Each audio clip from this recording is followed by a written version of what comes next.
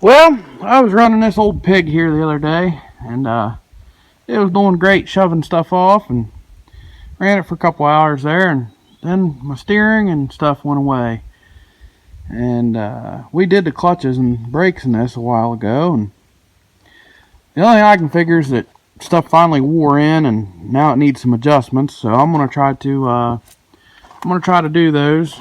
And up under here, I don't know if you can see that plate right there with them bolts. You take that off, and you take this plate off right here. That gets you to the brake band adjustment, and that one in there gets you to the clutch adjustment, which is accessible from up here under the seat. So it calls for 2 inches of free travel in the rods or the levers. It's about that much. So I'm just going to shove a bolt underneath that to hold that up. That'll get me my 2 inches that it's calling for. And we're going to do some steering clutch adjustments on a John Deere 450 BC. So on removing those bolts and that plate down there, the old gear wrench here is going to be your best friend. We've got all these fancy tools, 3/8 impact and cordless ratchet, and well, none of them fit down in there. So get you a gear wrench, make your life a lot easier. And then if you're like us and you love to use silicone on just about everything, whenever you did your clutches, you would have siliconed this plate down, so now you can't get it off.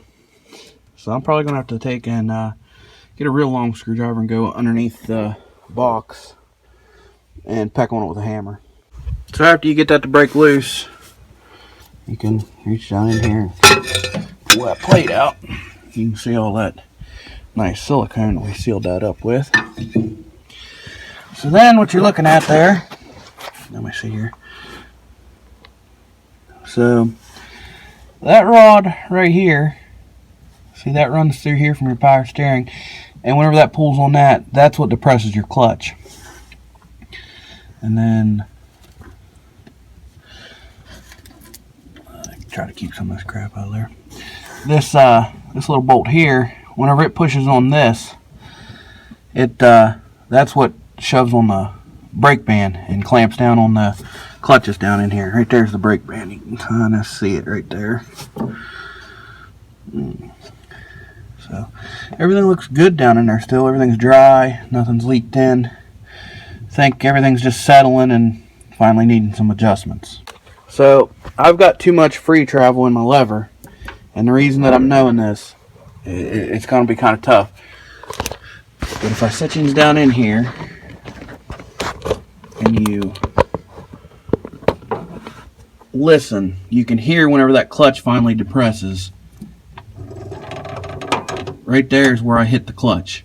That's whenever I've got good pressure on the clutch. So it finally actually starts engaging. Hear it? Well, let me show you where that rod's at now up here.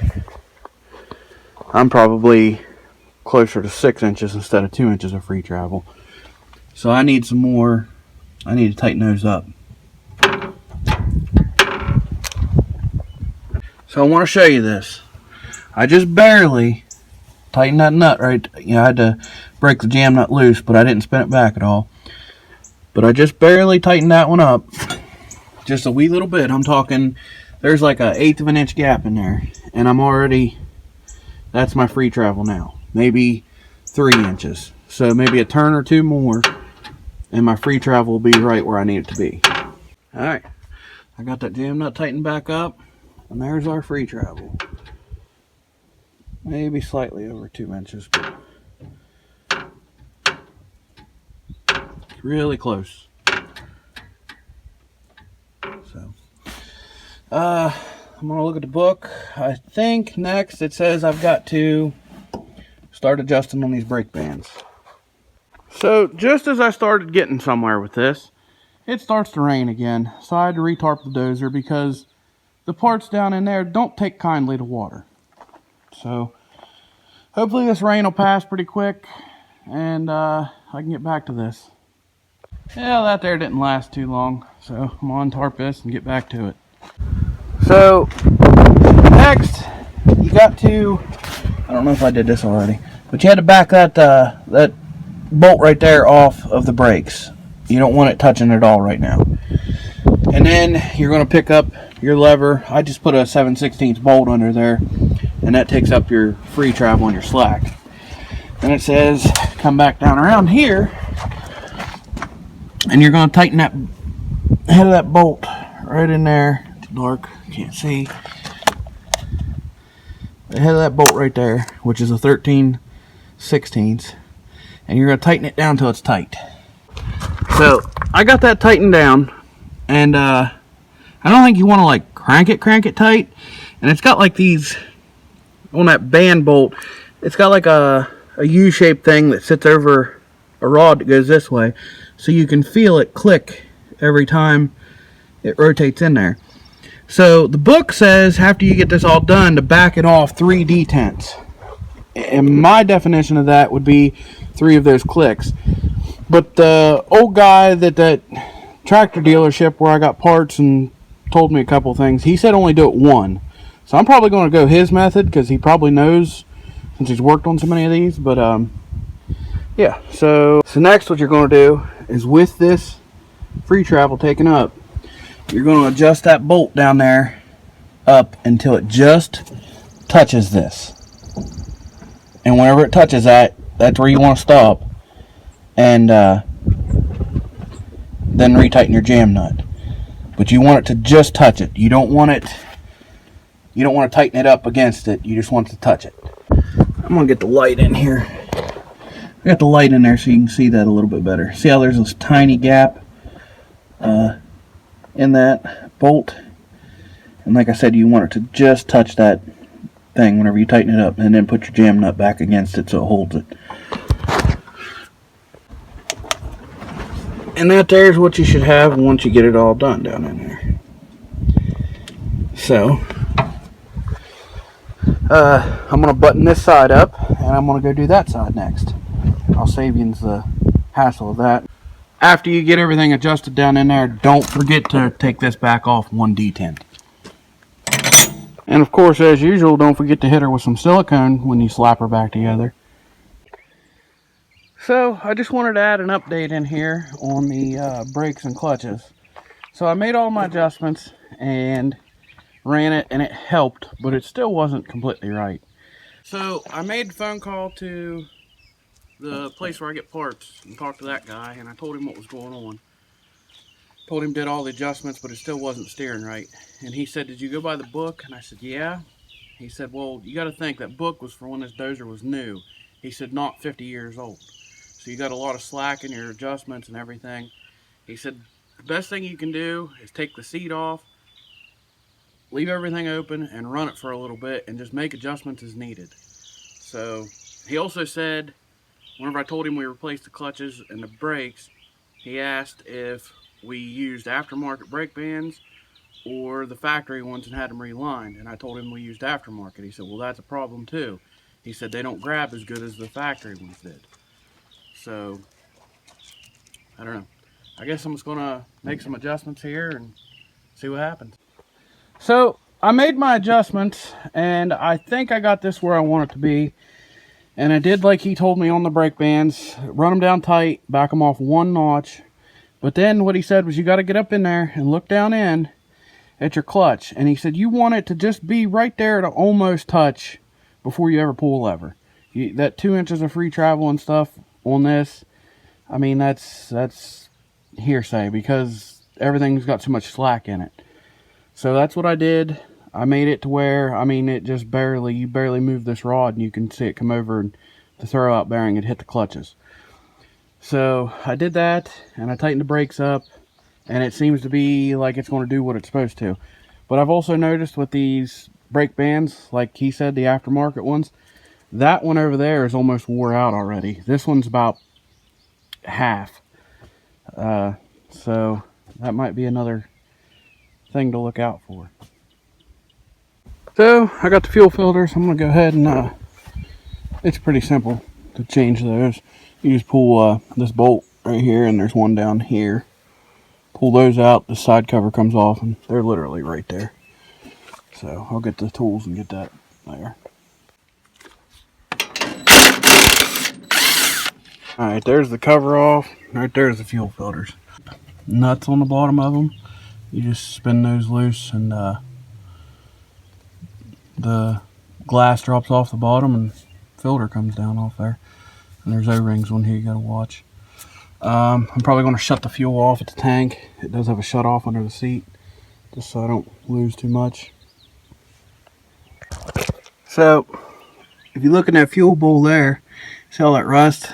That's from a 50-year-old fuel tank on this dozer.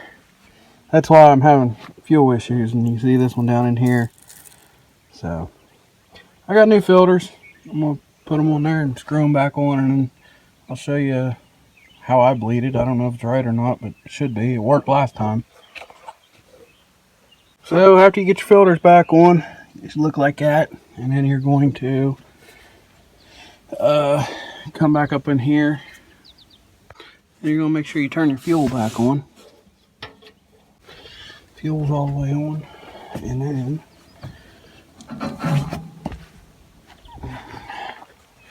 come back up here. You should be able to crack these bleeders.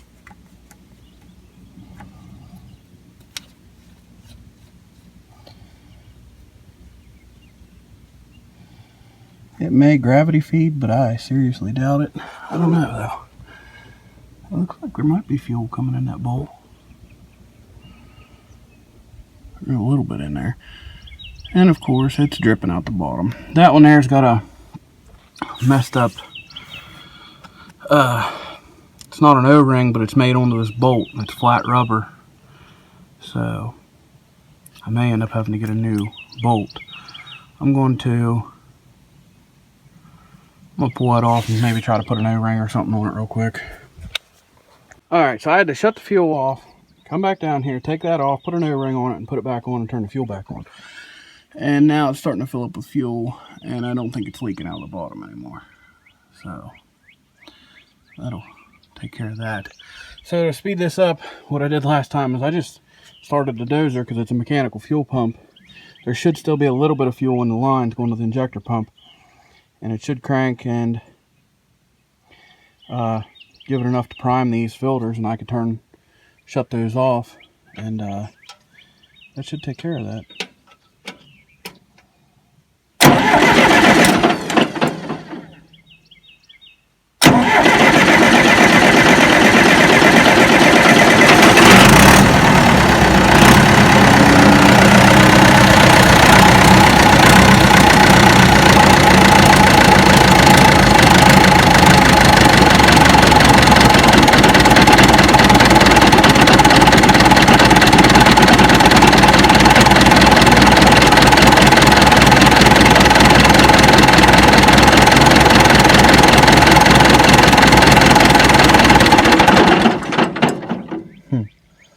Yeah, I was kind of worried about that.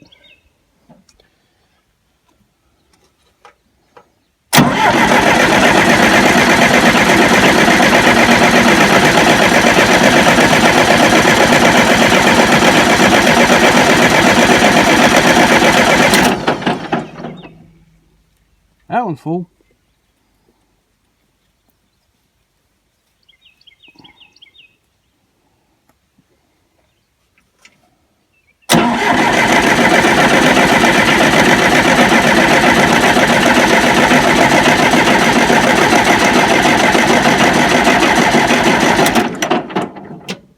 Starter's getting warm and the battery's starting to die. So I'll probably have to jump this thing, but I'll get it primed back up and then I'll show you what happens after that. So I went and got the old Geo trucker there to hook the jumper cables up here to the old dozer, and we'll let that charge for a minute and I'll crank her again with it. And if it don't work, then I'll go pull my marine battery out and I'll just switch the batteries in the dozer and go through that route. But I'm just going to crank this till I get her primed here and then get it running and I'll be good to go. And that didn't take very much because this thing's whizzing over now, and it primed up real quick and it even fired back up again.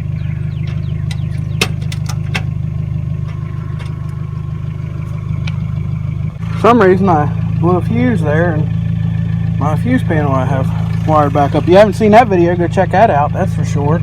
because that's where I converted it to a GM one-wire alternator. But I'm gonna should crank over now.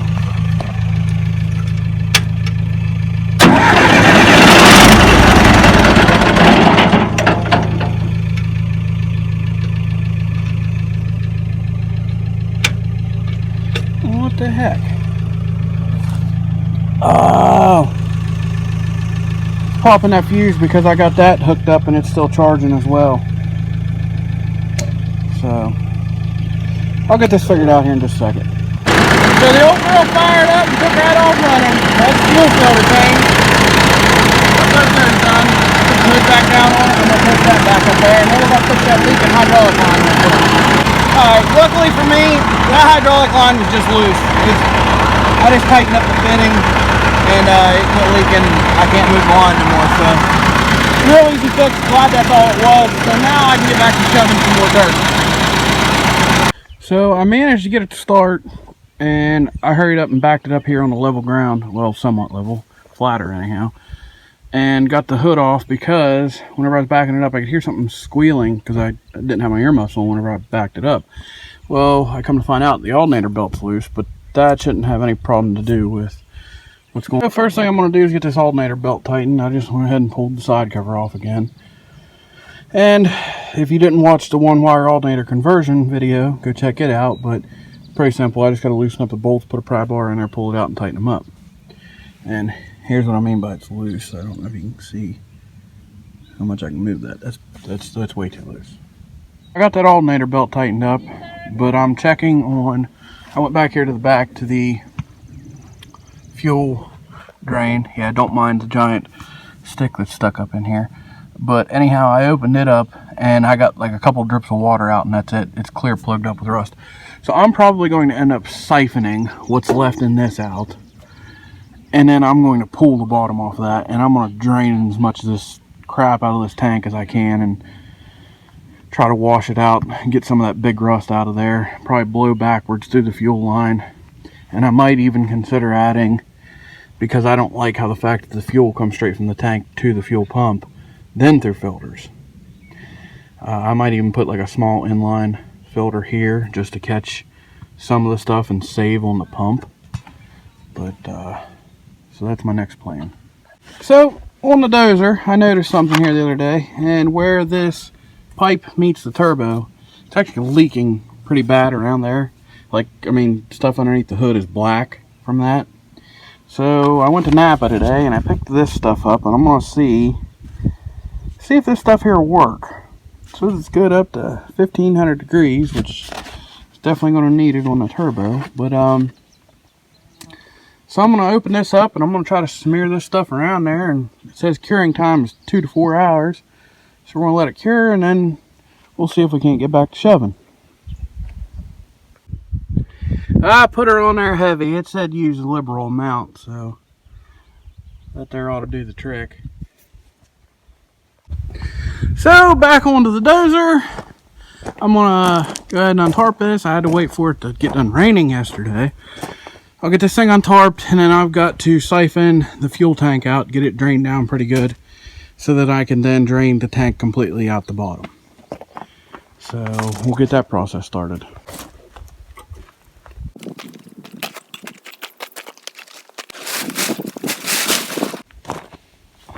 I think I've got, I don't know, it ain't supposed to rain again until Saturday. Today's Wednesday. So I got like 3 days. I ain't got to worry about this. So, I'm getting ready to siphon the fuel out of here. And this hose that I've got, it was pretty low on the roll, so it's pretty curly.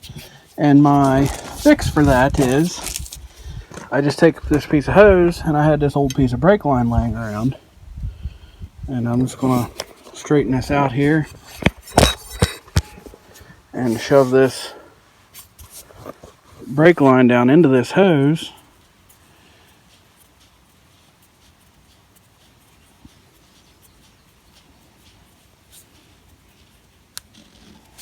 And the fact that the hose is trying to bend is going to hold it in there.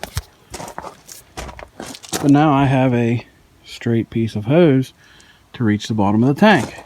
So that's just a little tip or trick you can use next time you need to siphon fuel. I'll Not that I recommend anybody doing this. So I gotta get up there and I will get this down in there. Before I could do this, I had to get up there and take out there's a snap ring that holds the screen in there. That screen's clear full of crap. You can see it, but just had stuff pumped into it. There's even stink bugs in it. But anyhow, I shoved the hose clear to the bottom and then just pulled it up off there about that far. This way I'm not sucking all the trash out of the bottom with the hose. Anyhow, yeah, I don't like this part, but I'm going to go ahead and start siphoning this stuff into these cans. Well, I'll tell you now, I wouldn't make a very good thief, because I would much rather have my grandmother wash my mouth out with soap like she did whenever I was a little kid than to have diesel fuel in my mouth again. So I'm going about this a different way. I brought the air hose out here, and I'm just going to hold a rag around that and pressurize the tank, and once the flow starts, it'll take off by itself.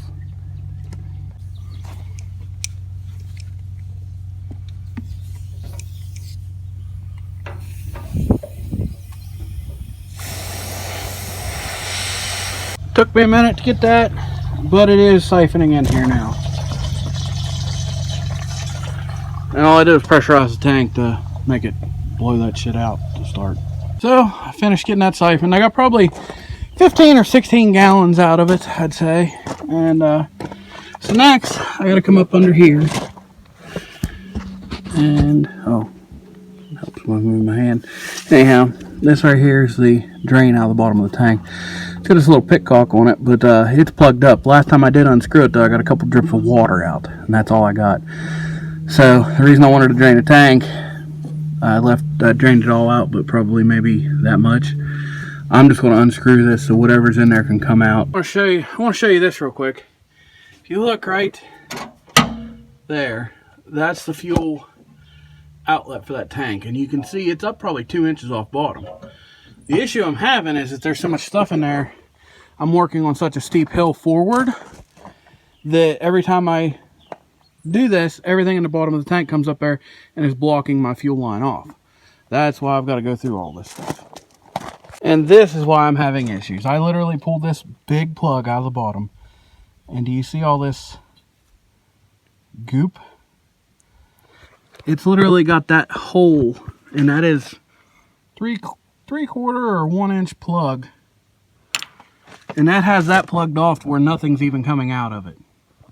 So I've got to get something and jam in there to break it free.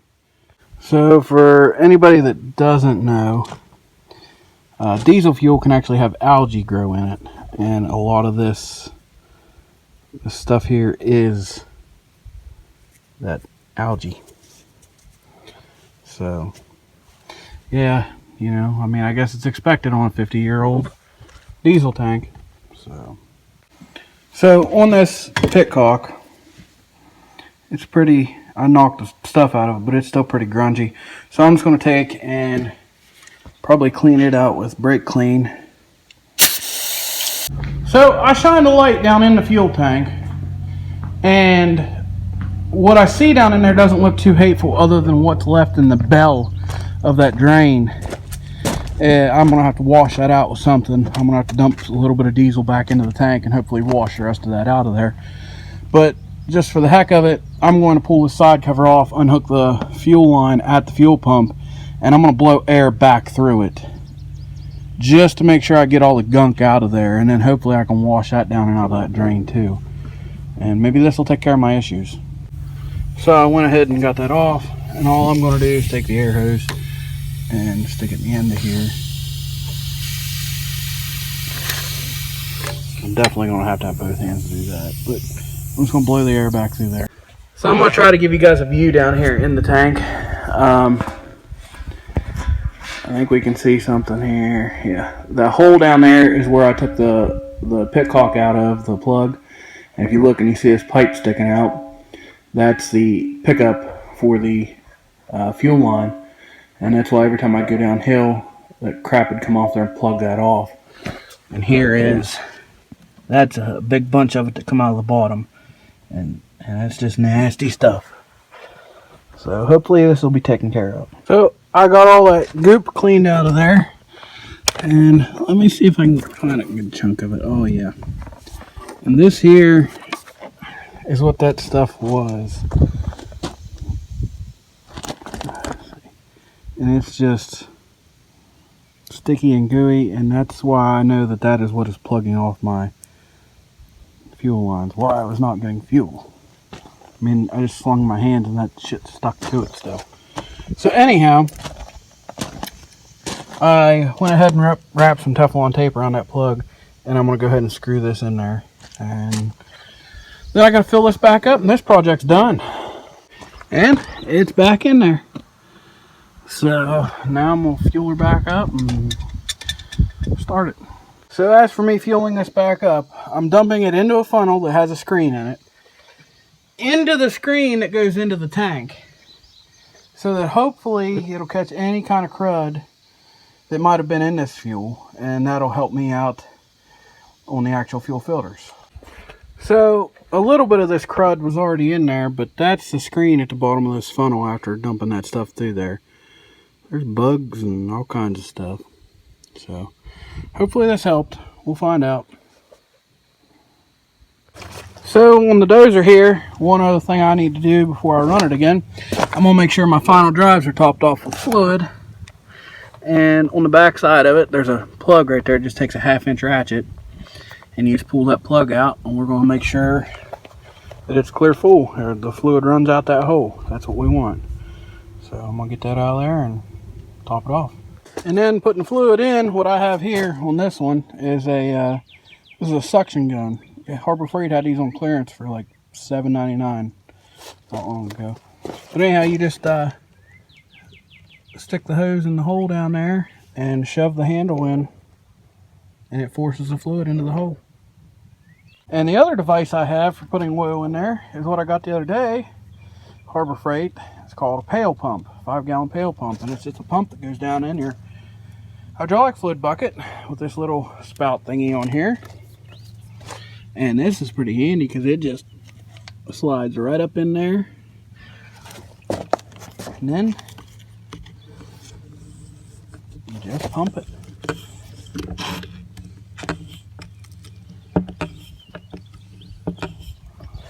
And it puts the hydraulic oil right in there. So I'm going to pump this up till it's full, and that's going to be that.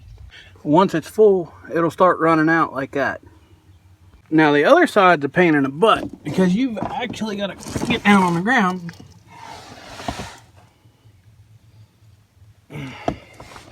and get up underneath here, because right there's that plug. This side usually doesn't use any. It doesn't leak like the other side does, but I like to check them just to be sure. I only put 3 or 4 pumps in this side, and it was already full. Yeah, that's why I said it really don't leak. Plus this thing's leaning downhill this way, so that thing probably would have been full if it would have been completely on level ground. While we're at it, we're going to go ahead and check the transmission fluid. You just pull the seat out. There's this thing right here, and it unscrews. And it is long-winded.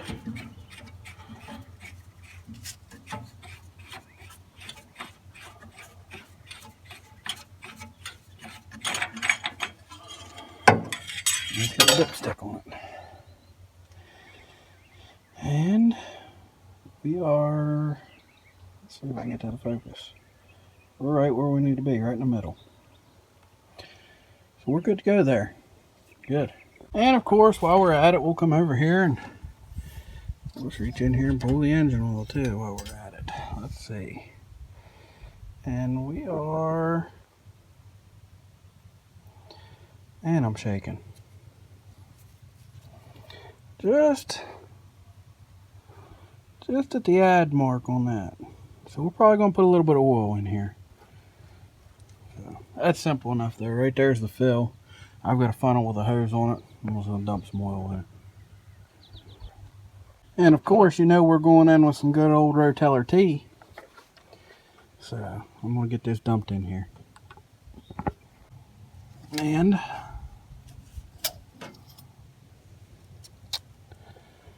there we go. That looks more gooder. That's the oil. that completes the video for all the things that went wrong when working with a 50-year-old dozer. So if you guys like videos like this, go check out the rest of my channel. Don't forget to like and subscribe. I appreciate it.